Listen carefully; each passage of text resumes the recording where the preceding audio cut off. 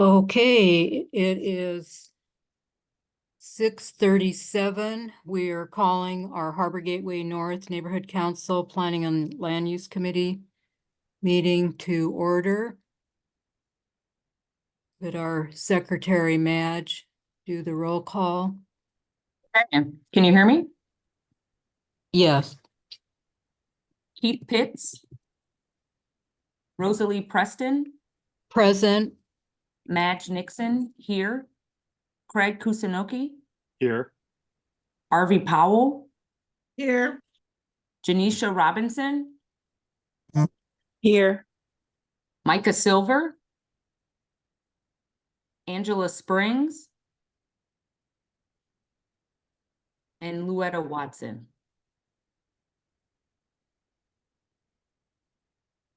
Lou, I see you're on.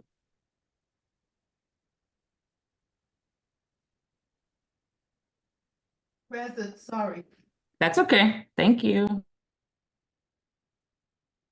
Okay, thank you. And moving on, is there any public comment for items that are not on our agenda that are within our neighborhood council subject matter jurisdiction? I only see one stakeholder and I don't see her hand raised, so there is no public comment. Okay, moving on to item number 3, approval of the minutes from our March 28th committee meeting. I'm assuming everyone read them over. Is there a motion to approve them? I have something to insert. Okay, Okay, it's just, in paragraph number 4, where it refers to the Senate bill, what is the number? oh, yeah, sorry, we didn't have that. We're gonna find it and figure it out and put it in. Thank you. I move that the minutes are, approved as will be corrected.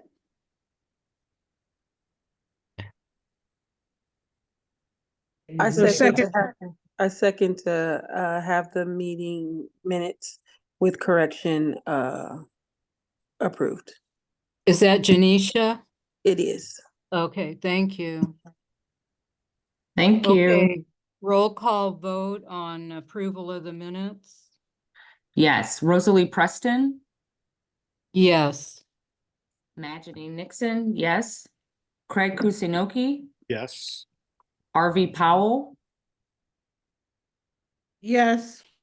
Janisha Robinson, Yes. and Luetta Watson. Yes.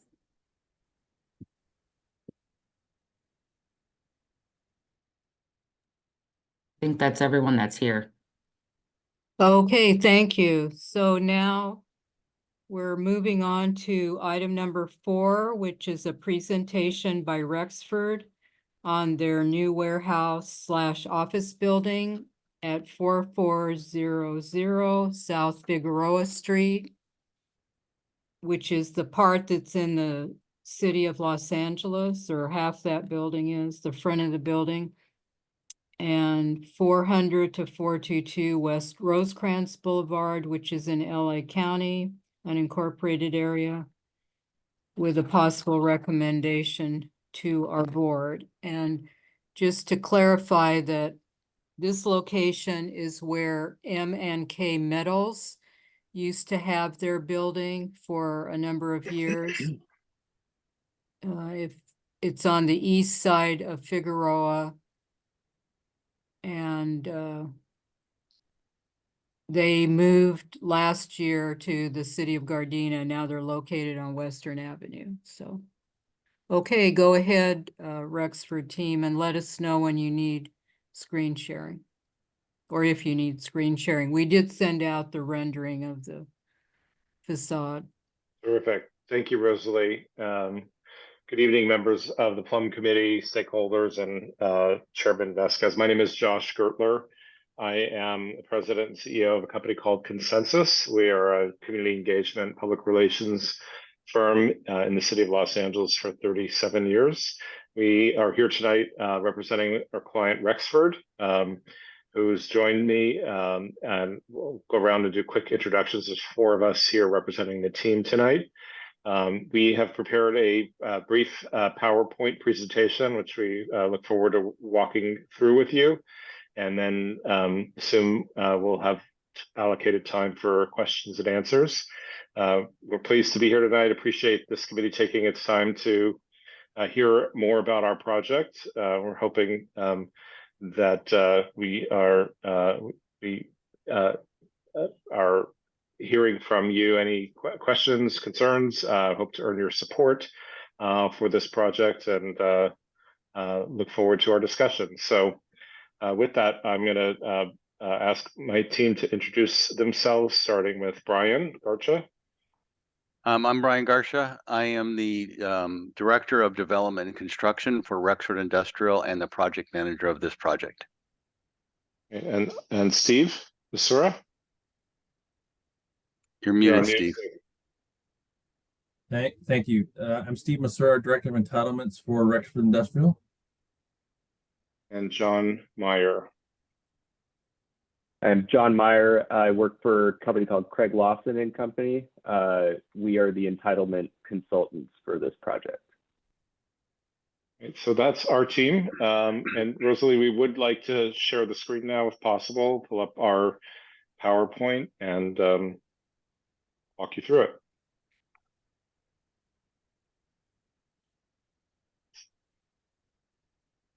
The host has disabled screen sharing. Oh, there we go. That worked. Thank you. Okay, is everybody seeing my screen? Yes. Okay, hopefully it's big enough. Yep. Okay, great. So again, thank you. I introduced the team, kicked off our discussion. This you see here is the cover slide to our presentation are the addresses of the site. There's actually a collection of properties that make up this project. So with that, I'm going to move on.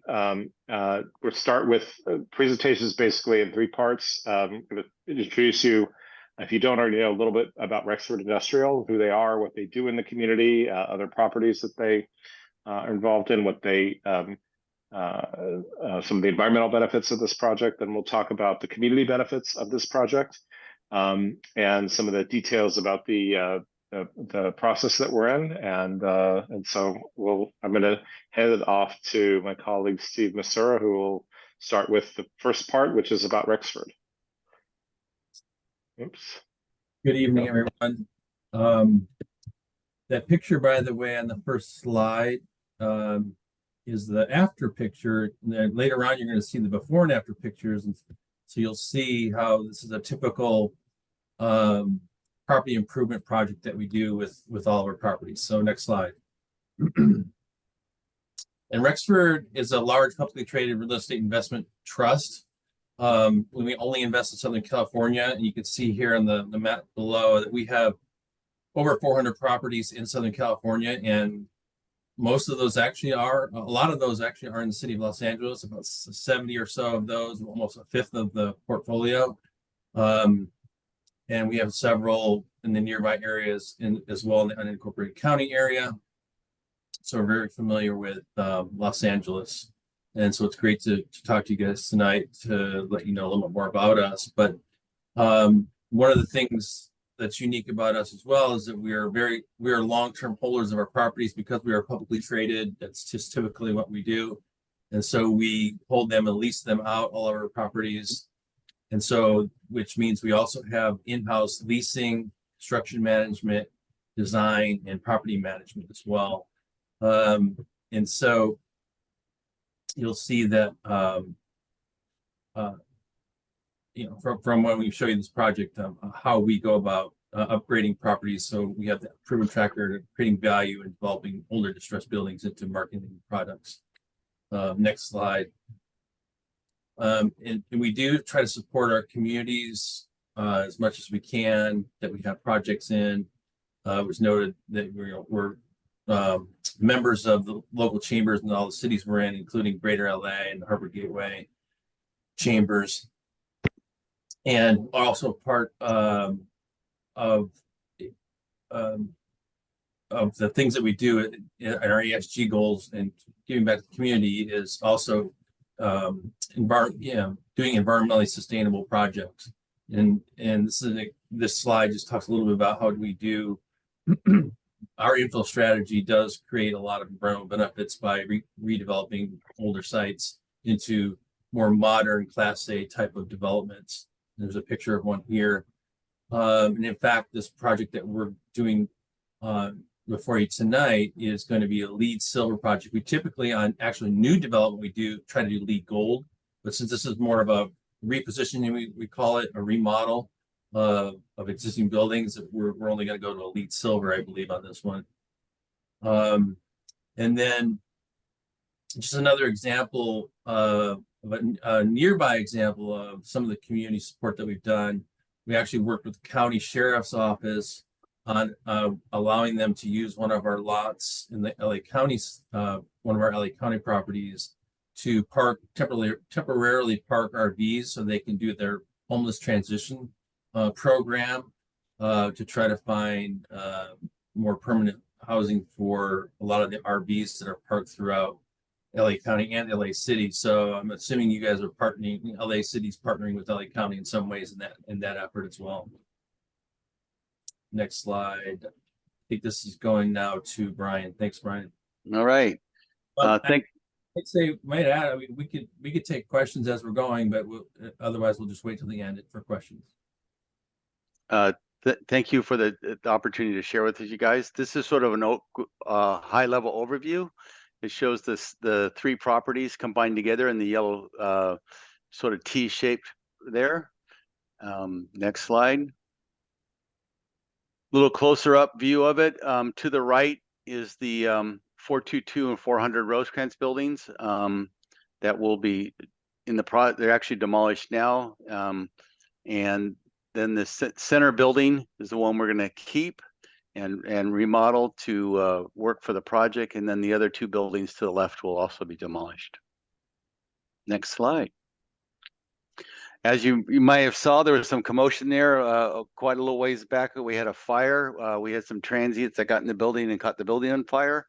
And it was sort of a tough thing, but we were able to get out there quickly and remove all the debris and get the building down so it just didn't pose any danger to the neighbors.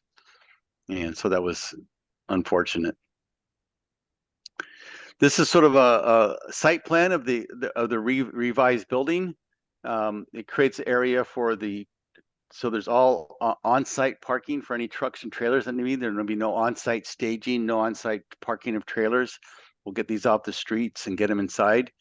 We're creating a pathway behind the building so that all the traffic will be basically in and out on Rosecrans Avenue and not Figueroa. We're going to be moving the offices to the front, back to the front of the building. The offices will be located in the LA City area. Being that this is dual jurisdiction, we are working with both jurisdictions on the approval of this project. LA County has the major lift with the structural review and the entitlement overview, but the office building and the facade plan enhancement are in with the city of LA for review and approval. The address for the site will be 14400 Figueroa. So this will be a LA City located business. We're moving the business back to LA City. And so the idea is to create a nice project for the city. Next slide. I think that's it. Well, project description. So there's 4 lots in the city of Los Angeles and the county of Los Angeles. The project site is basically 271,000 square feet, with a majority of it located in LA County. There's 144,000 square feet of buildings, but after we're done, there will only be 56,000 square feet buildings. As Steve mentioned, this will be LEED certified. Going for a silver certification if we can. It's a little tough on these remodels to get that. Part of the highlights of the project is that all the paving that will be put in there will be concrete paving. The the project we're upgrading the electrical power so that we can provide the ability for the tenants to have electric truck charging. So that we're working with the Edison to get as much power to the site as we can. Currently, we're working on getting 4,000 amps to the site, which will allow us to have a minimum of 3 truck charging. It depends on what they use inside. 3 to 6 truck chargers could be on that for the site. You can see the picture of the before and after that we're doing there. The before is down below, very stark, white building, gray. We're going to be planting some nicer trees, enhancing the landscape, create a little more modern approach to the front of the building, cut in some windows so that it's a pleasurable from the street view. We're creating some new ADA path of travel to the front of the building because there is none, and connecting it to the sidewalk so that we have ADA path of travel from the sidewalk. It shows the transformer there in the front of the building on our thing, but we met with Edison and we got the transformer located at the back of the building. So even that transformer is being backed up. We're doing everything we can to make this a nice site. Let's see, next slide, please. So from the Rosecrans side, that's the existing, as you can see, actually before the fire. Both those buildings have been removed. The after will be planting of street trees. So we're going to plant 19 street trees, create a nice screen wall to screen out the property from the view of the neighbors, and put some nice electric gates to operate this. There's even a screen wall between the car wash gas station site and our property. So it'll block the noise and it will block any site. We're going to remove 2 driveways that aren't going to be needed anymore. And this will, like I say, divert all the traffic to Rosecrans and keep it off of Figueroa and give us direct access to the freeways. So once again, the noise issues will be after we do the demolition. The noise during construction will be pretty well taken down. The project itself is going to be lowered and, like I say, very well screened from the neighborhood. So any truck staging and truck parking will be, the noise will be reduced. And we're looking forward to this. I think that's it for me. That's it. So that concludes our presentation. Again, we look forward to taking your questions. And as I said at the outset, we hope to earn this committee's support for this project for consideration by your full board. We're really excited about what this brings to the community in terms of community benefits, the new landscaping, the reduction by a significant amount of building size. And so thank you. We look forward to your questions.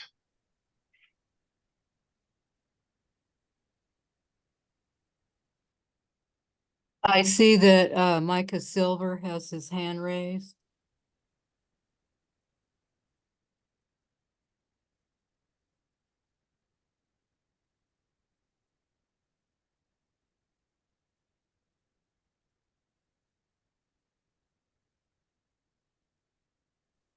Rosalie, we're not hearing anybody yet. Right, you know, with the let's see. With the screen sharing, it's harder for me to look at. Oh, let's see. Okay, now I can do it. There we go. Hello, can you hear me? Yes, we can. Perfect. Just a question about the very last slide, which is the discussion of noise mitigation efforts for the Yes. surrounding properties. Did you do a noise study, or is this just kind of like common use language for the types of screen walls that you're installing? Common use language. When designing the property, we had a choice with the county to either do a wrought iron with screening or go to the block wall. Yeah. We decided to go with a decorative block wall for durability and for sound mitigation. We also we were only required to do an 8-foot wall, but we raised the wall up to 12 feet, which is the highest allowed in the county, again, for sound mitigation. And then what you can't really tell from the slide is the site at 14,400 Figueroa is lower than the Rosecrans site. So the site will dip down pretty significantly, roughly almost 3.5 feet by the time you get down there. So the trucks and trailers will be lowered, and actually the height of any container on a trailer should be lower than the wall itself. So it's for screen mitigation, and we use the highest possible acoustic materials to block sound as we could. We didn't do a sound study. Okay, thank you.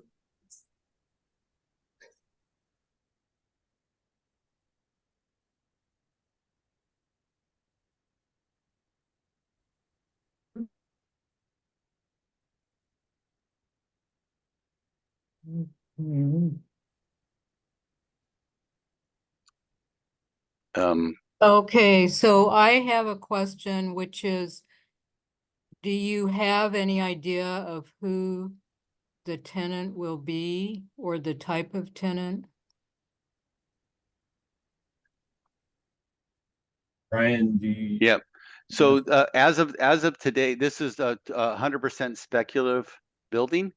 I think they've had a couple tours of some possible tenants, but the challenge that we have in industrial development is until we get approvals from the city, until we start construction and can prove that we're going to be able to deliver, we don't get much action because of sometimes the delay. So Rosalie, until we actually start construction, we probably won't see a lot of activity from tenants until that time. And we'll be more than glad to share you and the people that are coming and making interest once we get that. But as of today, we don't have any interest. So then could you describe some of the types of tenants in your other other properties? So this would most likely be what we call a logistics tenant. They will be bringing containers in from the port, bringing them into the warehouse, unpacking those containers, separating them into different components, and then repackaging the containers with multiple different products for shipping outside of within and outside the county area. So it's sort of a logistics type terminal.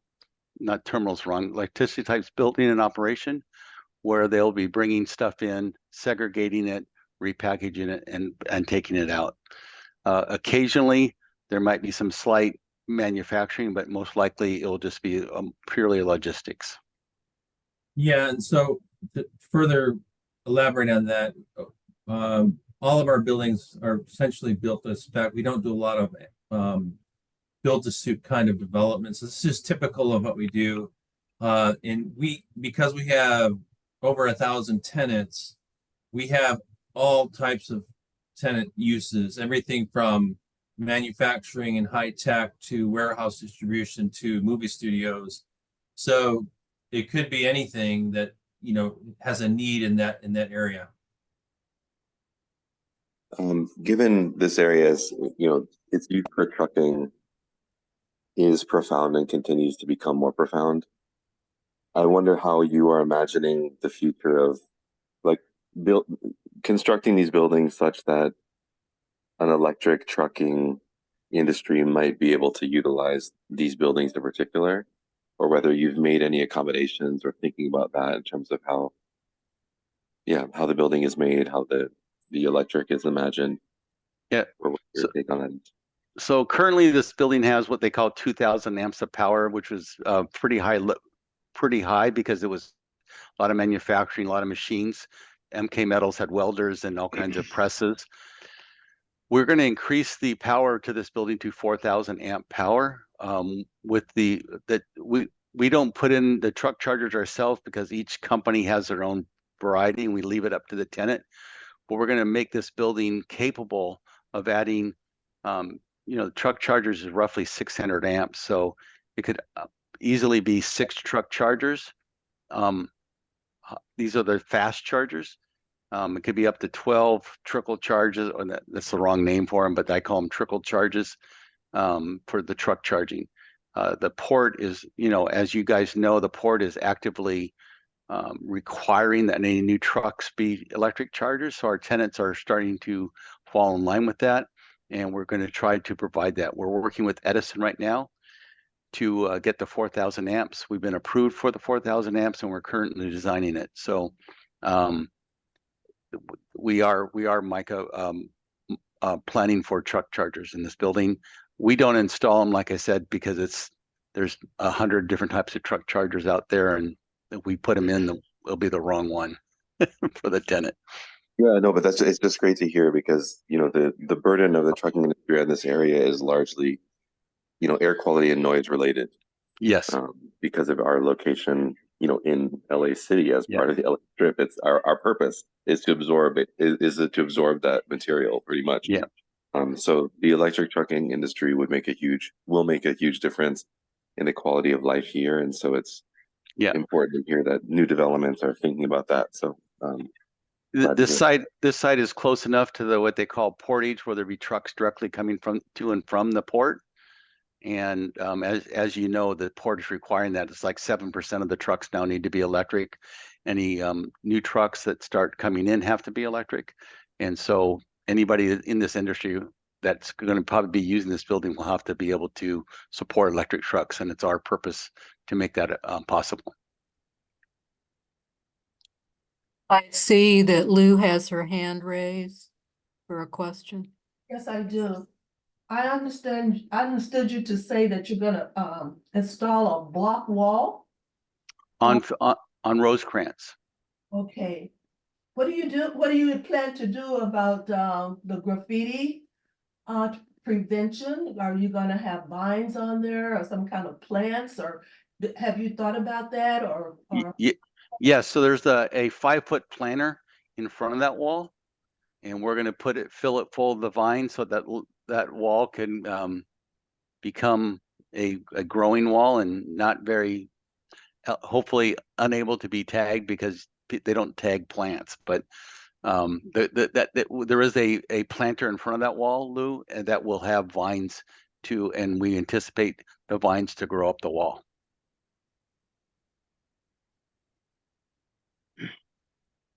And our leases with our tenants have pretty strong language about maintaining the property. So once the tenant gets in there, our leases require that they manage any graffiti. And if they don't take care of it, our property management company, because we are in-house property management, are very aggressive about painting them the graffiti, and will charge it back to the tenant. LA County also, that wall will put the anti-graffiti coating on it. So that if there is graffiti, it's easy to remove, and we can restore it back to what it looks like prior. So, hi, how long is the trucking? Is it going to be 24 hours? We have so the county that we're working in has hours of operations. Trucks can come in and out for 24 hours, but we can't unload trucks 24 hours unless they are parked into the dock itself. So there are some limits, but the trucks can come in and out 24 hours, yes. And how many docks is it going to be? I think there's 21, I believe. We got 1, 2, 3, 4, 5, 6, 7, 8, 9, 10, 11, 12, 13, 14, 15, 16, 17, 18, 19, 20, 31 ducks.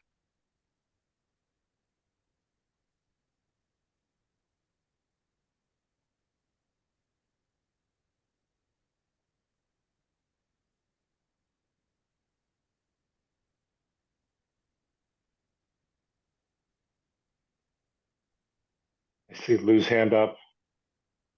Okay, Lou. How far is the location from the nearest residential area, since these trucks are gonna be able to come in there? So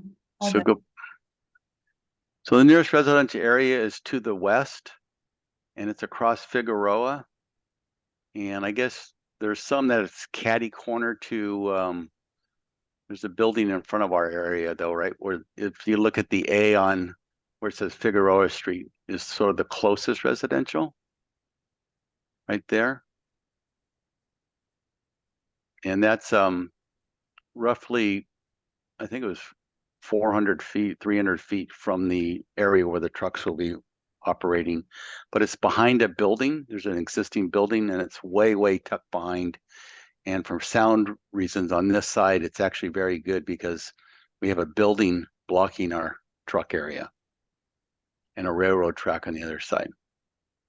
And And how, we've reorganized the site plan so that trucks will only be entering and exiting on Rosecrans. And so the intent is that, you know, if a truck is coming up from the port, they'll exit the freeway, go straight down Rosecrans into the building so they stay as far away from the residential neighborhood as possible. ooh, Yeah, it's going to be very difficult to get a truck in and out off of Figueroa the way we've designed this. I'm just concerned about the noise level. Near that resident or whatever. Well, so like say, if you could see the lower part of the T here, the where Josh has got his cursor, there's a building, a large building in front. So that this whole back area that's close to the residences is blocked by a large, 24-foot tall building. And it's going to be really hard to even know anything's even back there with that building. Any sound's going to get reflected and headed to the east towards the concrete plant and the railroad tracks. And also, sure, the trucking industry is not typically 24/7. It's, their main primary hours are daytime hours.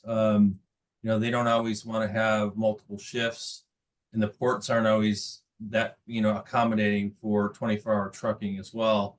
So you'll probably have less trucks at night anyway. And even the number of trucks, Rosecrans being a truck route, the number of trucks, even on when it's busy, may only be a few trucks an hour, typically, because, they take time to load and unload.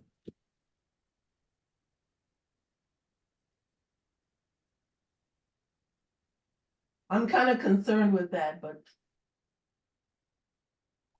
we'll see. Okay.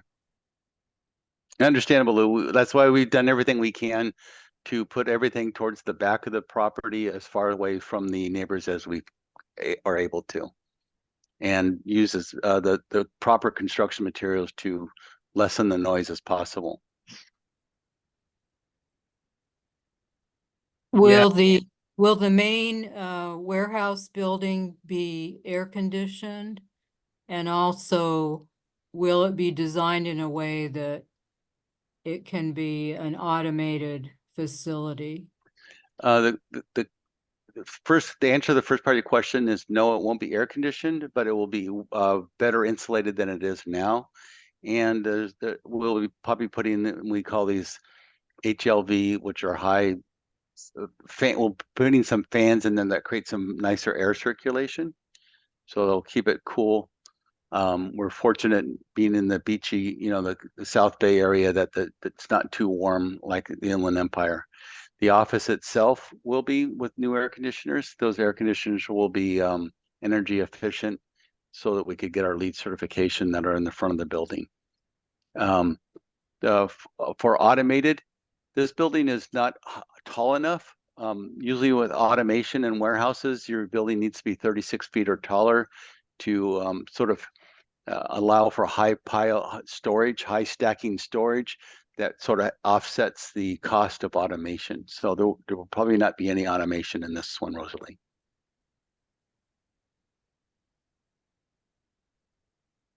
Okay, thank you.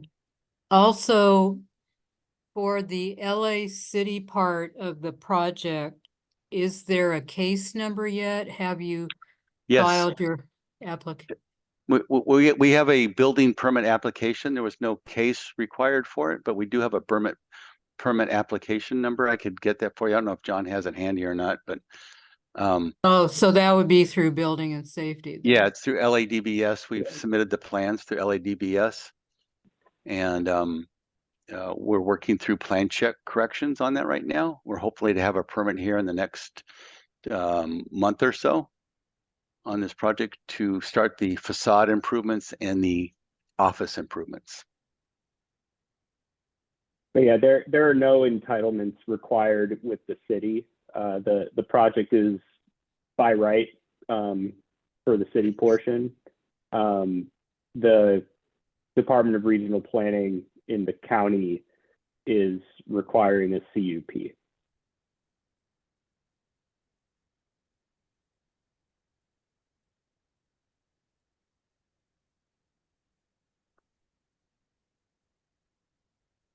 So when I can see that entry of the trucks on Rosecrans when they're traveling east from the freeway will be easy because they'll just make a right turn, but when they're exiting, how is that gonna work onto Rosecrans to go back to the freeway?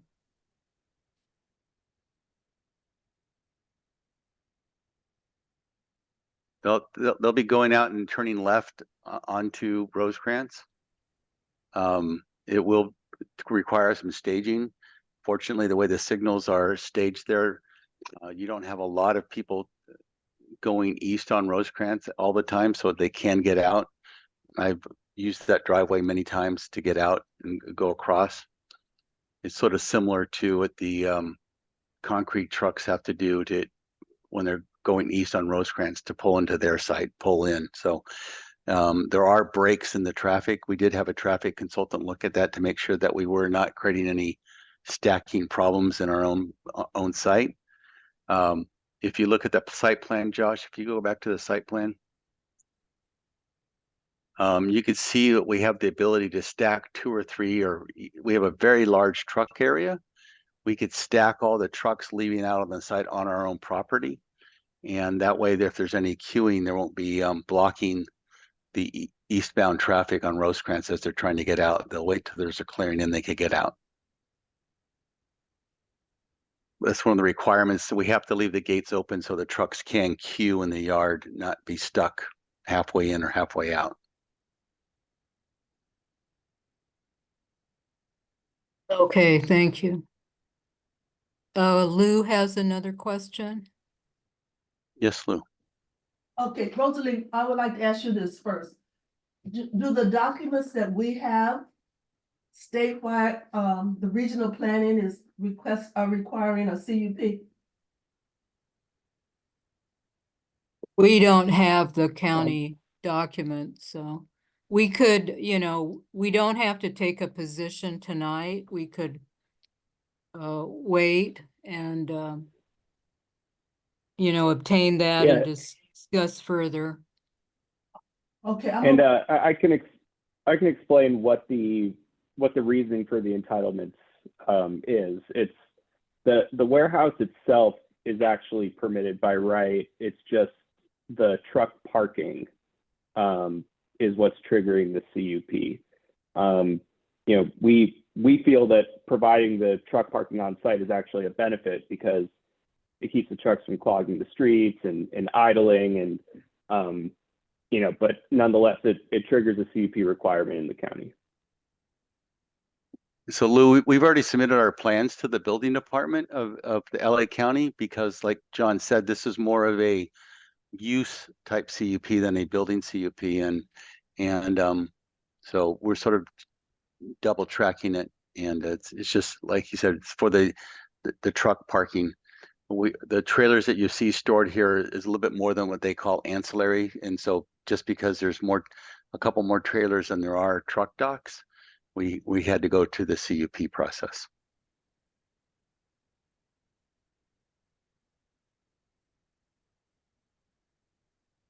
And like John said, our belief is it's great that we're getting the trucks off the street. We don't want them parking on Figueroa and Rosecrans.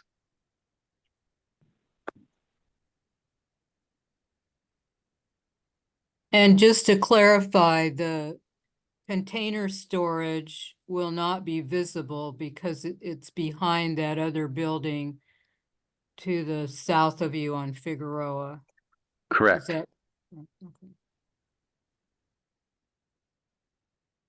And then with a 12-foot wall on Rosecrans and the top of a trailer, container on top of a trailer at 13 feet, as we get about 10 feet away from the wall, you won't be able to see the containers either from Rosecrans. The goal is to try to keep it so you can't see anything. And we didn't ask for stacking of containers in our CUP because we don't want that either.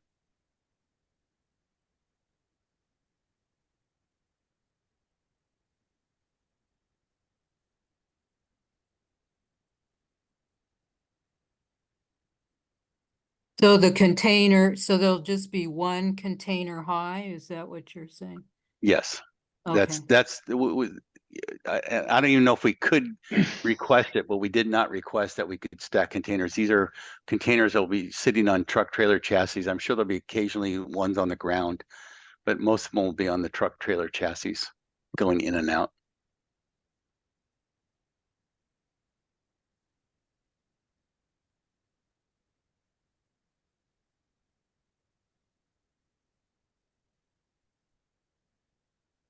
Okay, are there any more questions from our committee members or any stakeholders?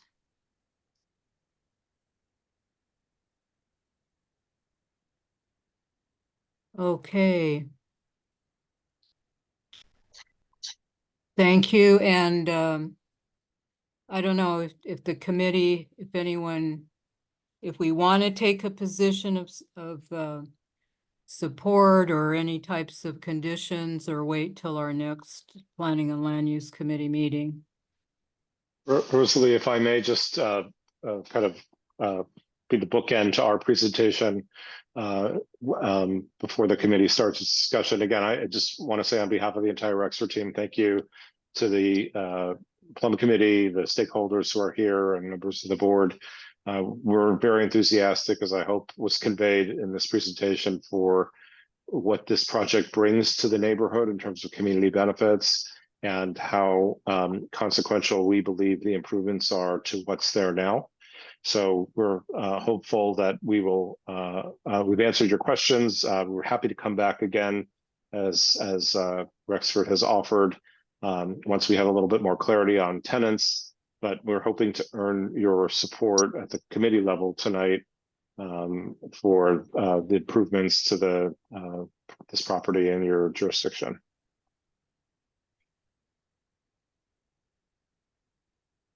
Okay, thank you. And just one last question. What is the timeline, assuming, I mean, you already are working with LA City Building and Safety. Is there a projected start date for construction? So we originally filed the application with the entitlement application about a year ago, and we made some substantial revisions last summer. We're currently awaiting clearance from the county's Public Works Department, and then we're hoping that the project will be scheduled for its public hearing shortly after we receive that clearance. The CUP requirement, it's due to the implementation of a new ordinance, a new green zones program. So we unfortunately don't have any precedents for how long this type of application should take. We're hoping to have our public hearing sometime in the next 3 to 6 months, but don't hold me to that. We're in plan check with the city and the county currently, so the hope is that the timelines for permit issuance and entitlements will line up, allowing construction to start right around when we get our entitlement approval.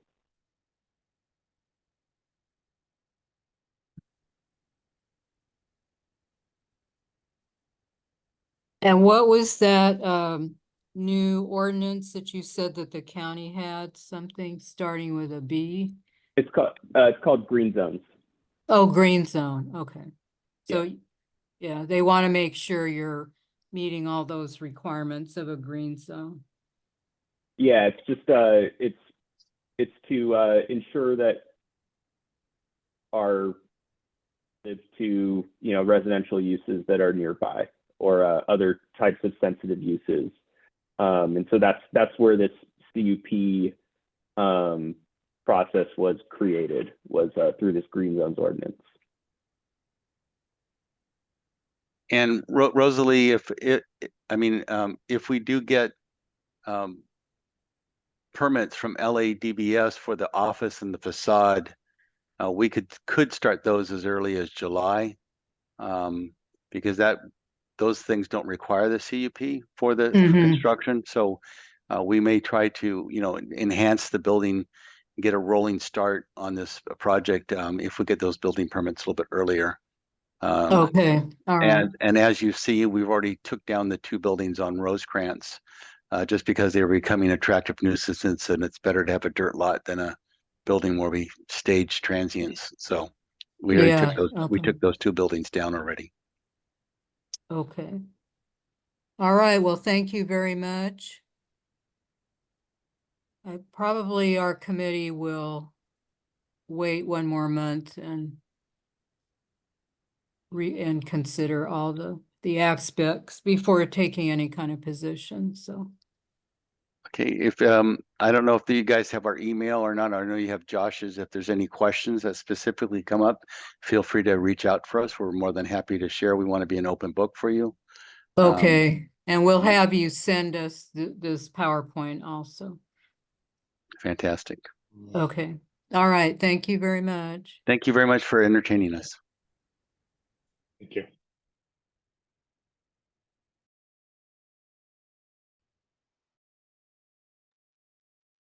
Oh, can you stop screen sharing, please?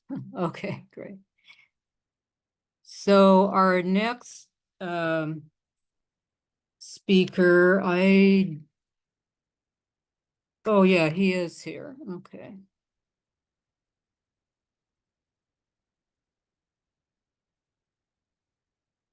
So item number 5 is presentation by Ray Chacon of The Drop. So let me make Ray a panelist.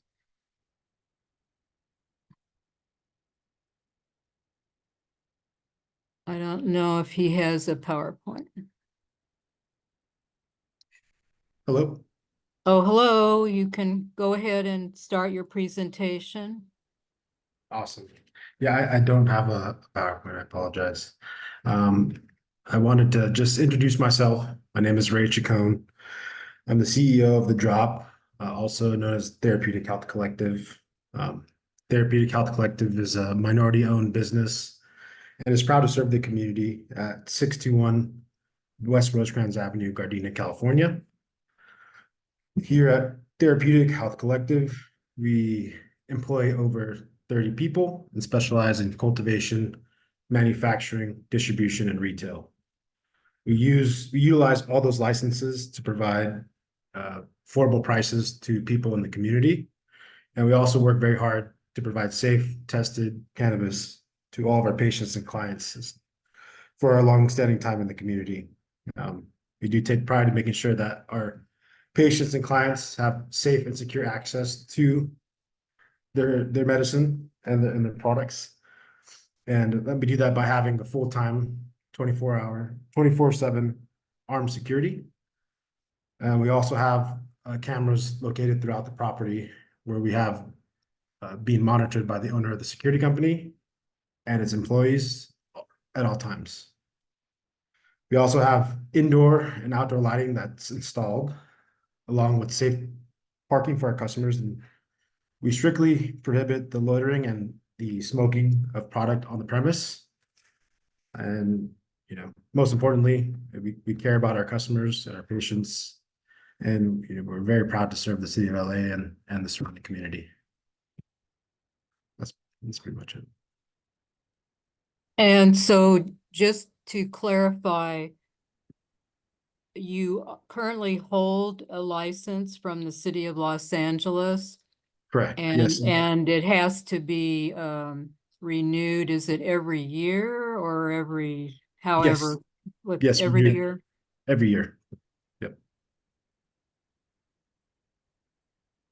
And what type of hearing board do you go before? Is it the Department of Cannabis Regulation, or it seemed like in the notice we got, it related to the state of California?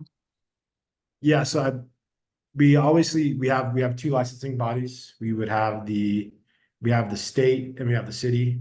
The city, for the annual licenses for the city, we have to go to the DCR and make our presentation there as well. The Department of Cannabis Regulation, and also for the state pretty much just whatever the city approves, the state will move on and approve as well. And does the state involve a hearing, or is that more just paperwork? It's more paperwork, just paperwork. Yeah, so after you've got the LA City approval, then you just submit the Submit all paperwork the and they, documents over. okay. Yep. Okay, Madge Nixon has a question for you. Yes, I actually have two, and I just want to make sure I'm thinking of the right place. How long have you been operating there? Because I think this location has changed names a couple of times. Yeah, so I took over the facility in 2020. It used Okay. to be Stone Age, and then we changed to the Goods, and then the Drop is the final name that we stuck with. Okay. And then in terms of security, I'm just curious, have you all had incidents over there? Is it mostly people loitering or just no incidents at all? What kind of So we're regulated to have security, but we have extra security just to make sure that everyone's safe. But we haven't had any issues. Everyone in that general area, everyone's pretty nice. No drama, no incidents as of late. Okay, thank you. Yep.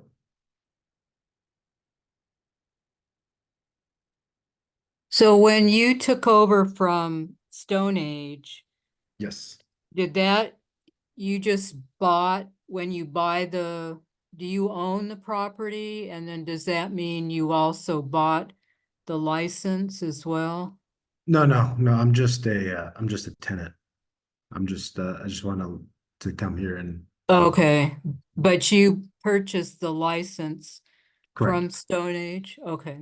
Correct. Mhm. And you said that, so because on site, the warehouse building to the north seems to be where the growing takes Correct. place. Okay, but it's owned by you, even though it has kind of a different name on it.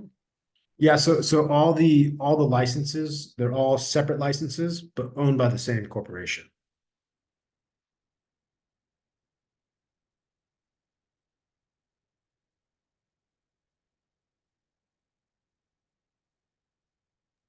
So how big is the property? How much is it you growing in the front and how much is the business? Yeah, so I would say that our retail takes up about 1,200 square feet, and then our cultivation probably takes up around, I would say, like 15 to 20,000 square feet roughly. And then we have manufacturing that takes up about 6,000, and manufacturing and processing, and then everything else is mostly storage.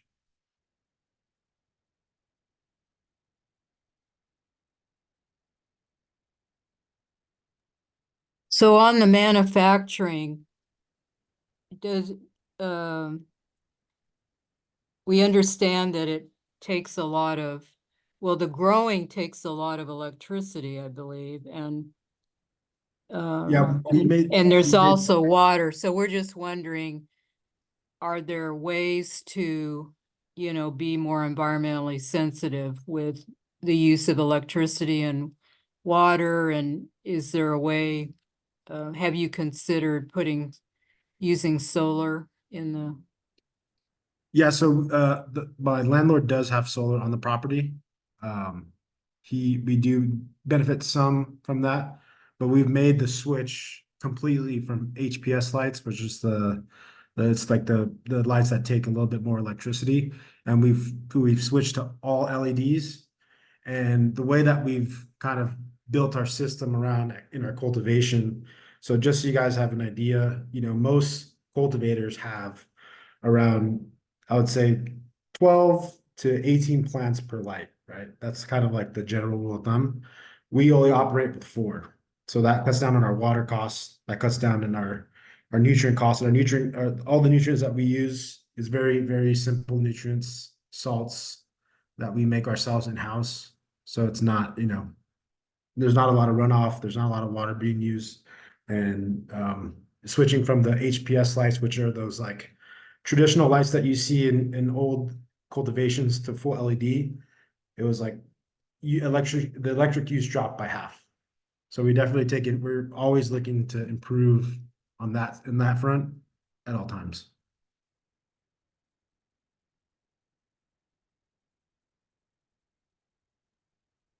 Okay, thank you. And do you recall, I know the license hearing is in May. Do you recall the date? It's May 2nd. Let me double. check. Okay, May 2nd.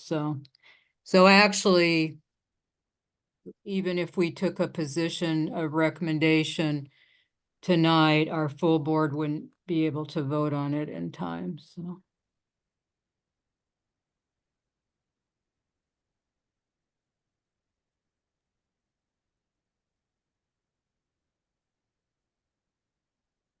Lou has her hand up.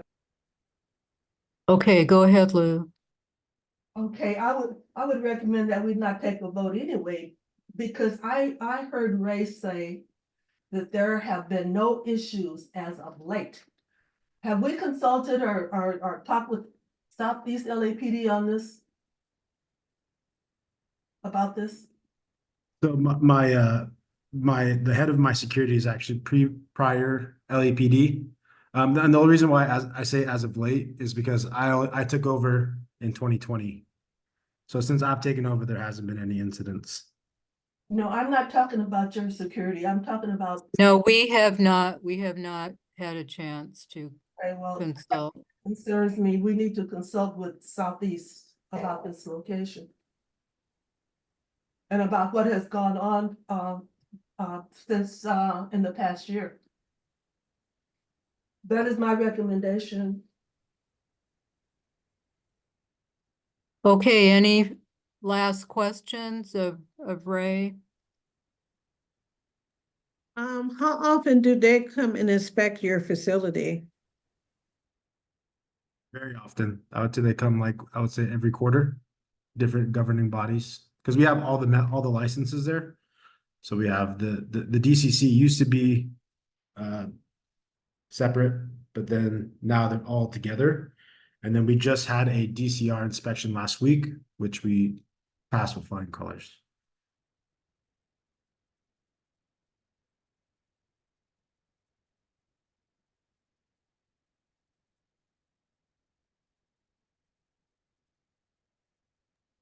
Okay, thank you very much, Ray, and maybe some of us will listen in to the licensing. I believe it's also by Zoom, just to hear, and we, maybe from time to time we'll have you come back just to talk about how things are going. Yeah, definitely. Yeah, I would love to be more involved with the community for sure, as however I can be. Okay. Oh, one last question from Lou. You said the hearing date is May 2nd. It's almost May 2nd right now. Did we get adequate notice on this renewal hearing? I think we got it, it was an email to all the board. I thought I forwarded the email to the Planning and Land Use Committee. When did you get it? I think it was, several weeks ago. I mean, this is the first time we've ever gotten notice of the licensing hearing, so that's a step forward. But this is such short notice.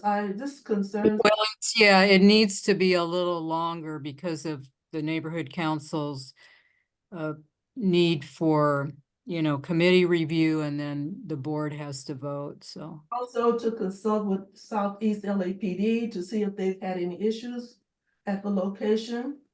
We just can't blindly support something like this when we don't really know what LAPD has been going through, or if they have been going through anything with the site. Right, so that's something we'll have to recommend to the Department of Cannabis Regulation, that they, we support that they've notified us, but it needs to be a longer because of our process. If you're gonna say we support, the only thing we're supporting is that we got notice of the hearing, but Supporting to say to the Department of Cannabis Regulation that we appreciate that they're notifying us of these hearings, because up to this point, nothing. It was very non-transparent, so unless there was a PCN application, and that again wasn't very much notice either, so. I understand, but our hands are tied on this one. I mean, May 2nd is just too soon. Because I want to. Right, we can't, because it's the board that has to take the official position, so. Even though, And even though the board has to take the official position, we should not ask the board to take a position without knowing what Southeast LAPD has to say. That would be foolish of us. We don't know what Southeast has to say about this. Right, okay, so but in this case, we're not gonna be taking a position because of the tight deadline. Okay, so if there's no other questions, thank you again, Ray, and we'll Thank you, guys. move on to item number 6, which is the presentation by Metro on the Vermont Transit Corridor, this section between Hollywood Boulevard ending at 120th Street, which is within our neighborhood council boundaries. And we've got Anel and Paulina here. Hello, good evening. Can you see me? Can you hear me? Yes, I can hear you. Yeah. Good evening. My name is Anel Albarran. I'm with Metro's Countywide Planning Department, and I am the Deputy Project Manager on the Vermont Transit Corridor project. And I'm here tonight to give you an update on the project. I'm gonna share my screen.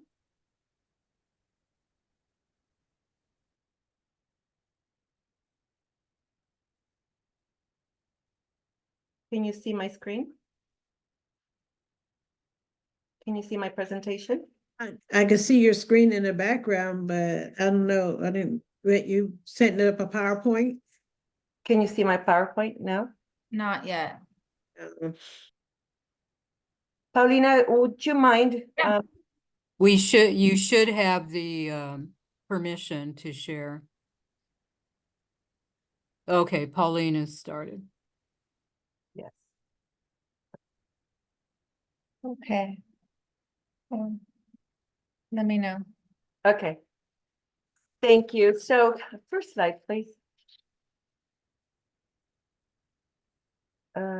This is the one I just sent you, Paulina? I'm so sorry. Give me 1 second. I have it. Yeah, there. I have the right one. Okay. Thank you.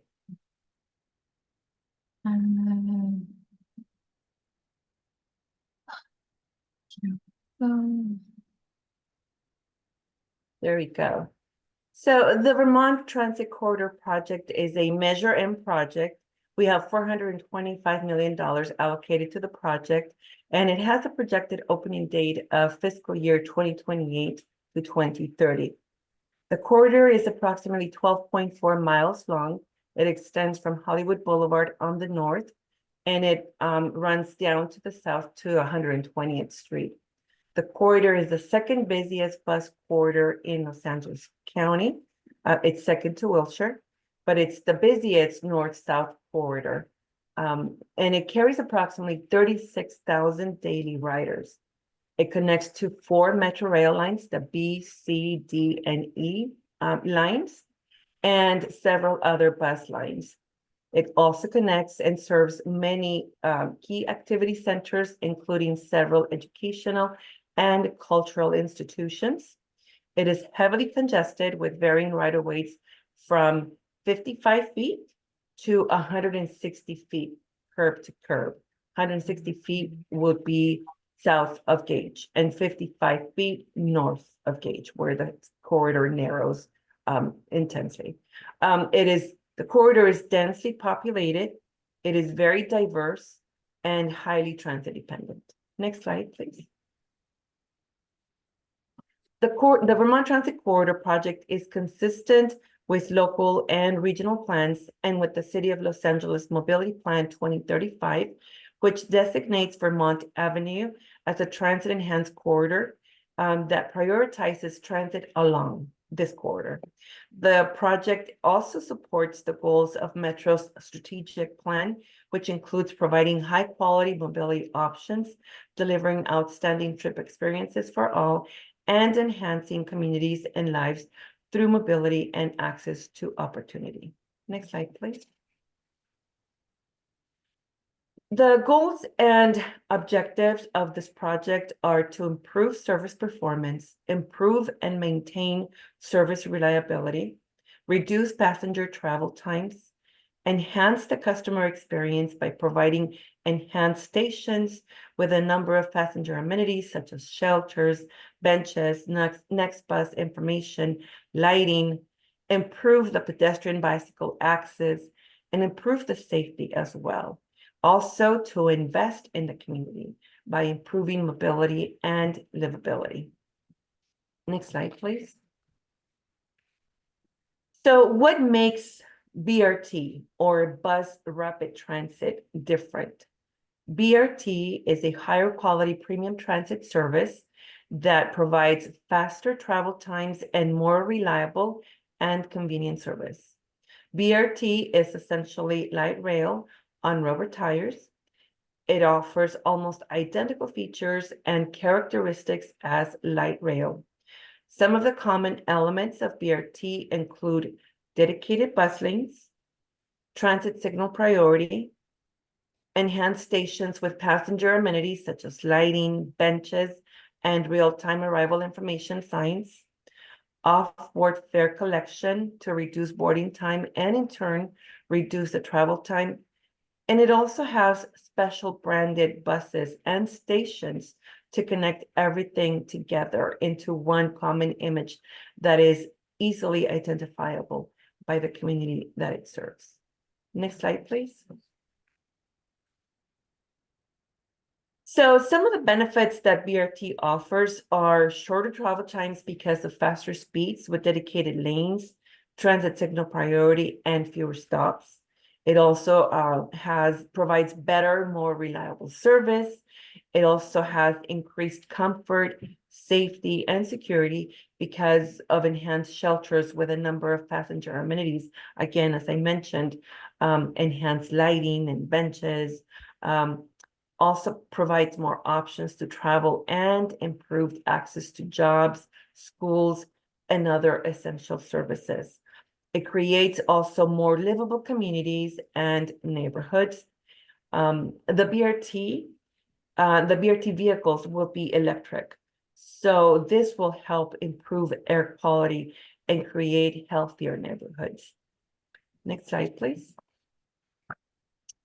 So the environmental study process or the environmental study will be executed in 2 parts. Part 1 is focused on the BRT, and part 2 is the environmental review of the rail options. So once we have completed part 1, which is the BRT, which is what our focus is right now, we will continue with looking at the rail options and clearing those rail options during the environmental study. Next slide, please. So as part of a separate effort, Metro Operations is currently working on implementing near-term bus service improvements along the Vermont corridor. The improvements consist of curb running bus lanes, which will be from Sunset to Wilshire during the peak hours of 7 a.m. to 10 a.m. and 3 p.m. to 7 p.m. And on gauge to the Vermont Athens Sea Line Station, these curb running bus lanes will be all day. This program, the near-term improvements program includes transit signal priority along the corridor, and the design of the curb running lanes will begin spring of this year, 2024, and the plan is to have this program fully implemented by summer of 2025. Next slide, please. So these are the BRT concepts that are currently under further study. The image on the left shows the side running option for a typical segment on the corridor. The concept would convert the two outermost travel lanes next to the parking into bus lanes.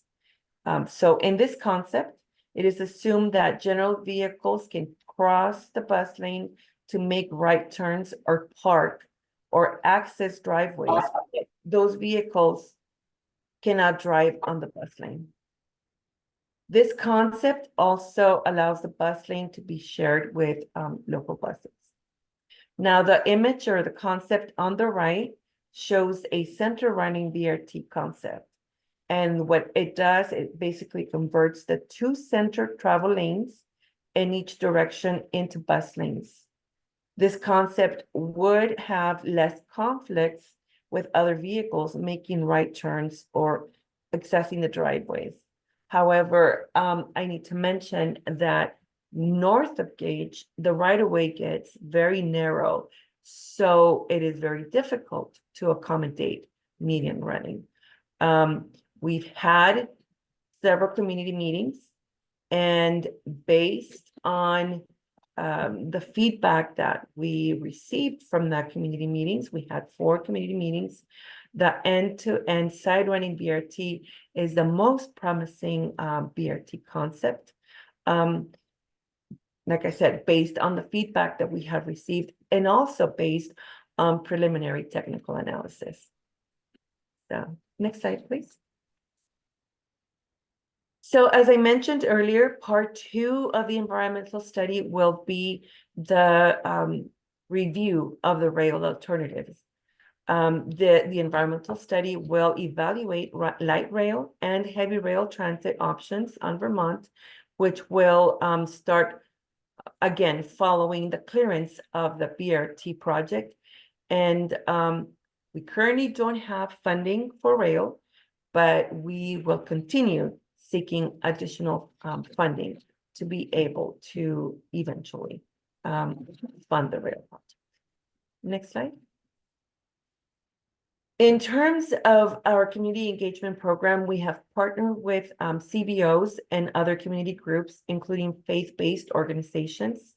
We have conducted a number of neighborhood council briefings, such as we are doing tonight, also workshops and community conversations. And we have upcoming outreach activities such as designed workshops and community conversations coming up next month. Next slide. So this is a quick overview of the project schedule. We are currently engaging with the community and will continue the engagement through the end of this year, seeking community feedback on the BRT concepts and design. And in early 2025, we will be seeking approval from the Metro Board on the proposed BRT project. That concludes my presentation, and I'll be happy to answer any questions you may have.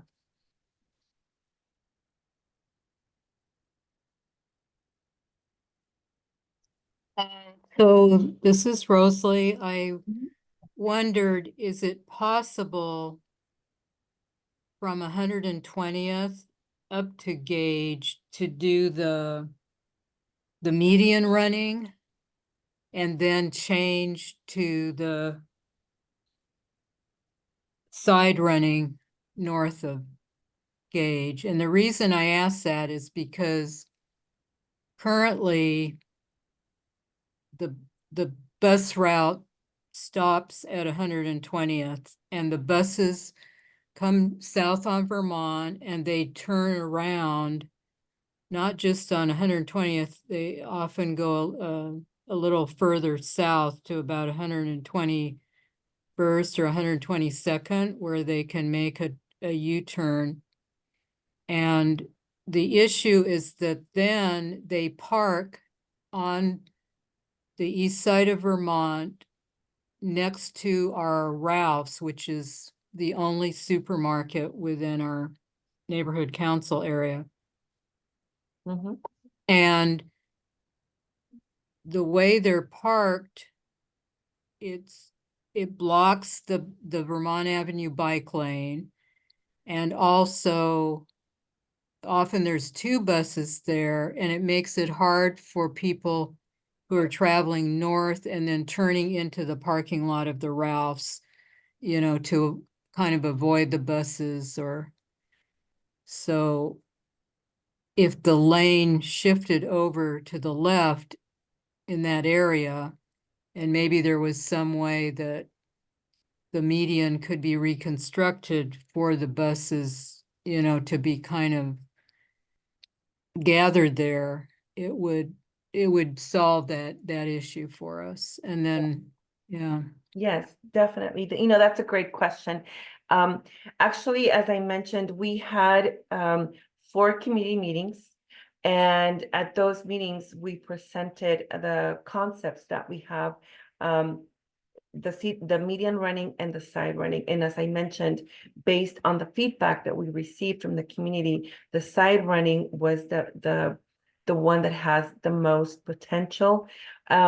And the reason for that is because when we presented the option for side running south of Gage, one of the options was one of the opportunities that we have right now at 120th, where the layover is, right where you're mentioning by the Ralphs. We have the opportunity there to actually extend the sidewalk. The sidewalk right there, it's about 5 feet. The sign, the bus stop sign is actually like right in the middle, and it's like in right in the middle, and it doesn't have enough space for our pedestrians. So one of the opportunities that we have right now is to extend that sidewalk and make it actually potentially not only a layover zone, but also that's where the line would actually be starting. That's where passengers would actually be starting to to board the bus. That would be the first stop, on the south end. So if we do that, what happens is that the sidewalk would be extended, so it makes, our first station location, on the sidewalk right there at 120th.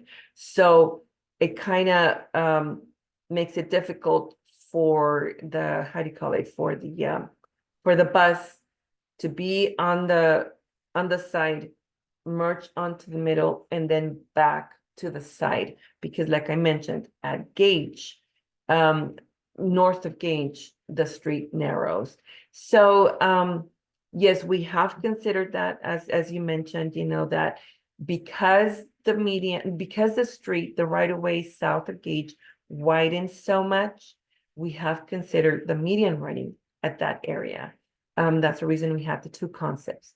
But like I said, we have this opportunity that we are looking at. We're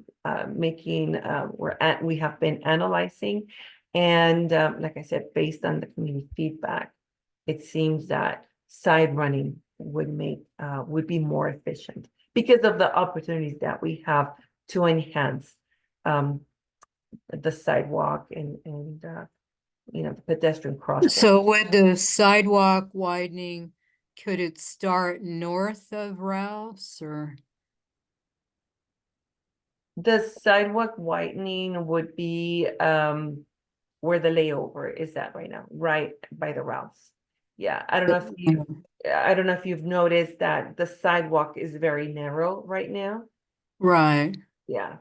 Oh, but you So, could, so we they would move their fence to the east and then, No, they wouldn't, no, we're not taking any right away from any business or from any, so you're taking more of the street? the street, yeah, the sidewalk.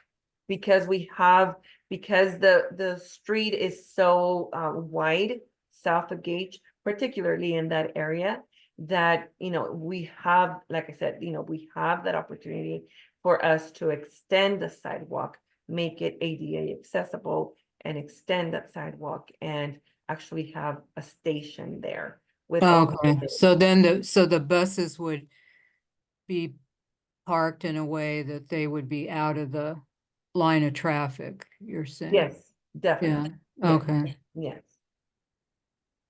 Yes. So we actually are planning for more community conversations and design workshops that are coming up where our community is going to be able to participate in how these station locations are being designed.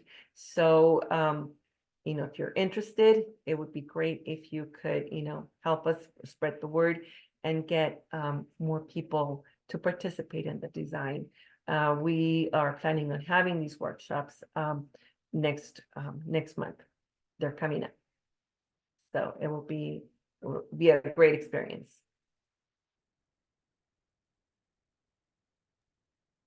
Okay, any final questions? If not, we'll ask that you add us to your email list so that we can and let our stakeholders know as soon as possible about those.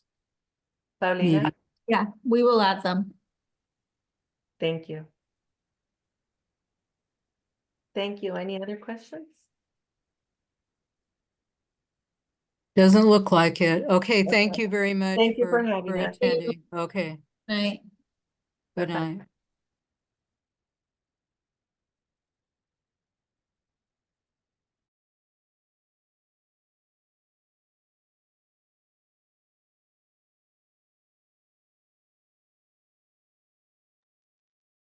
Okay, moving on to item number 7, the brief reports on other planning and land use issues. So we did email the Weingart Willows because obviously they're not going to be opening this month or next month. And they said that the opening is delayed until probably July.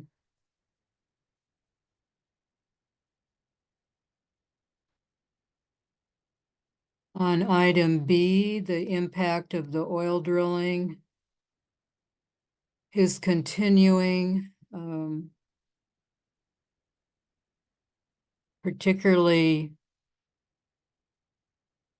one of the residents on 129th is still feeling a lot of the vibrations at her home. I did talk to the house that's directly east of the well site yesterday, and the woman said that she's lived in that house for a long time and is not really aware of any issues, except that occasionally she does smell odors. So I gave her our handout and urged her to contact the South Coast AQMD when she smells those odors.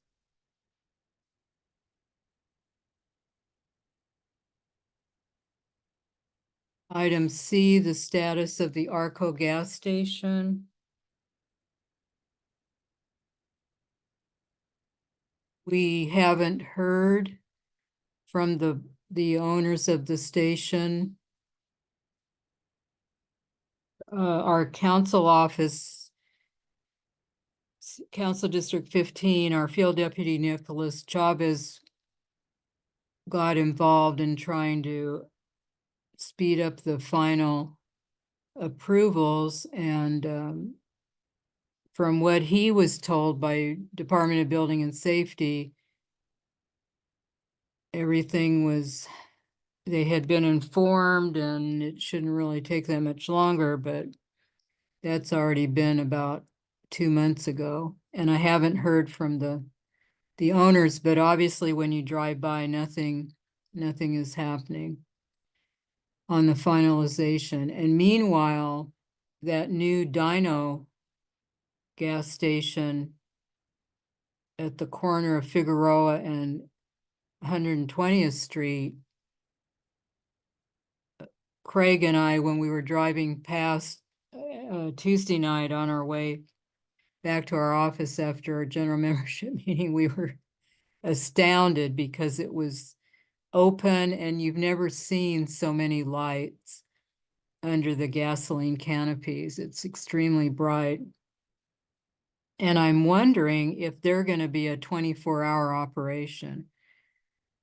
I don't know how we can find that out without going there in the middle of the night.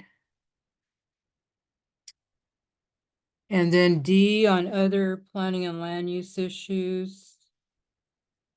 Lou, I think that Keith Pitts mentioned there was a council file that you wanted us to weigh in on, and maybe if you give us the council file number, it could be placed on the May board agenda.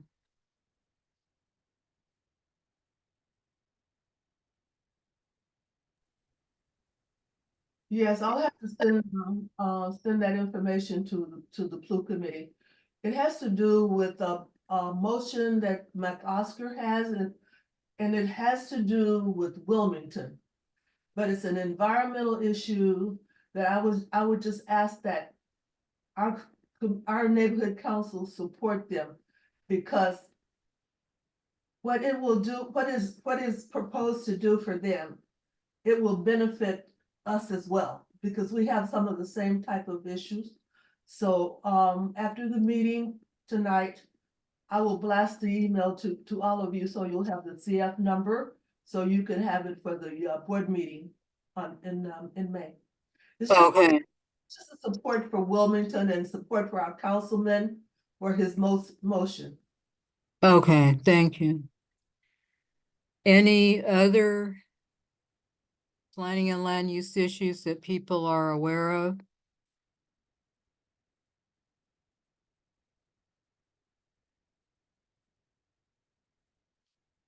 Okay, if not, we'll adjourn the meeting, and we plan to meet again on May 23rd, again via Zoom. So meeting adjourned at 8:05 p.m.